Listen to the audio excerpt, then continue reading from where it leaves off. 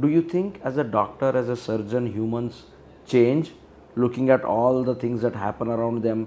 I'm sure, over the last close to 2 decades, you would have seen, or including your education, close to 3 decades, you would have seen so many people die, so many people come with a hope. I mean, like I was telling you, I have had the privilege of interviewing some of the finest doctors in the world, and they told me a quote that we are only instruments of God and we just do our duty. Correct. And it is God who decides who will live and who will not. And Correct.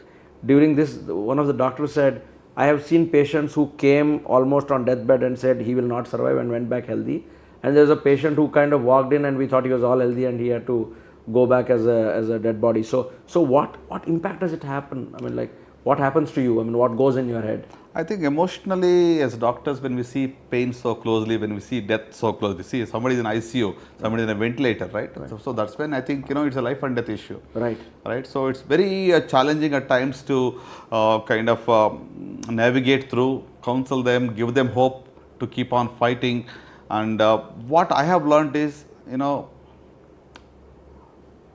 the pain what they go through, sometimes they cannot express. Many times it so happens that, the attenders waiting outside, praying earnestly that some miracle should happen, they should come out. Right. Right. And these, many times they know and they just don't want them to suffer. What I see, in my practice is one thing that family asks is, we don't want him to suffer anymore. Right. That is a very common thing that anybody would want, right? We want a peaceful exit, if it is to be done.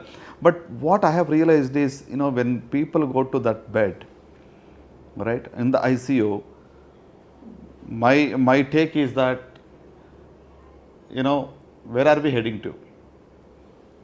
Vertical. The question comes. We always say, either horizontal discharge or vertical discharge. Oh God. Yeah. Right? Just, it is so close. Right. And it's all within a fraction of a second, things can go haywire and, it can happen. Right. But one thing that I have learned to become much more stronger in terms of analyzing, to be grateful to what you have today. You have a good health, celebrate.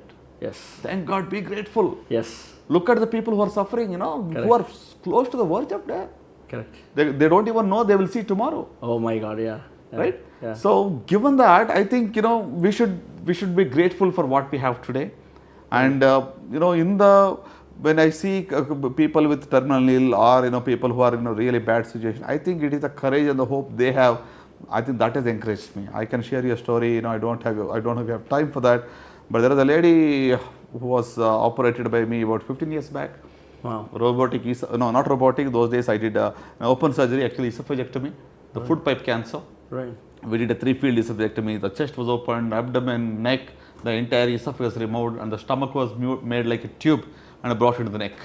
God. Right. So this is a very major surgery, about 7-8 hours surgery. Oh my God. Right. And we could do it in 6 hours actually. Wow. Beautiful event.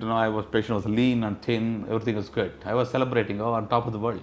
Wow. Then in the 4th, 5th day, patient started deteriorating and went.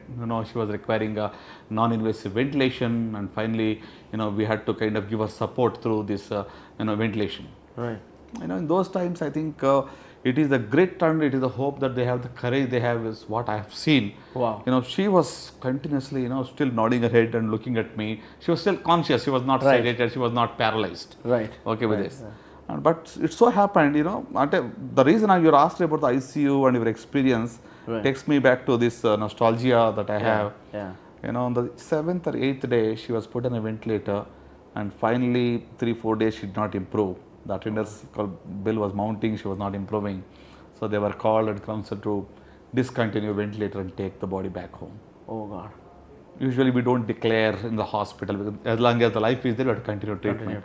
So now with the ventilator on, disconnected in the ambulance, we allowed them to take her back. Oh. Hoping that probably the same day or next day they buried her. Right. To my surprise, after a week's time, I went to this medical college in Narkatpalli called Kamneni Medical College. Weekly I used to go there for teaching. Right. Right. And in the ICU, there was a shout when I looked back. A lady with all the tubes shouted, "Sir, I am your patient. I am still alive." I thought for once it's some kind of a spirit. Oh my God, yes. Oh God. Yeah. But she had that grit and courage to fight. What we gave up, the medical science fraternity gave up. Wow. But she fought and she came and she's doing well. So sometimes, you know, all these miracles do happen when, you know, you think we have given up, but patients have fought and they come out. Wow. Many times we think all is good and we may lose them as well, as you said. Right. Right. So I think, you know, life is pure, you know, when what happens is not pure in our hands, nor we control it. Right. We are only kind of, you know, agents of grace. Beautiful. I love the word. Yeah. Beautiful. We dispense grace wherever possible. Beautiful. All right, in and through that, and it is He who is in control. Amazing, amazing, amazing. Doctor, this was one of the truly enlightening, enriching, and I think very, very close to my heart.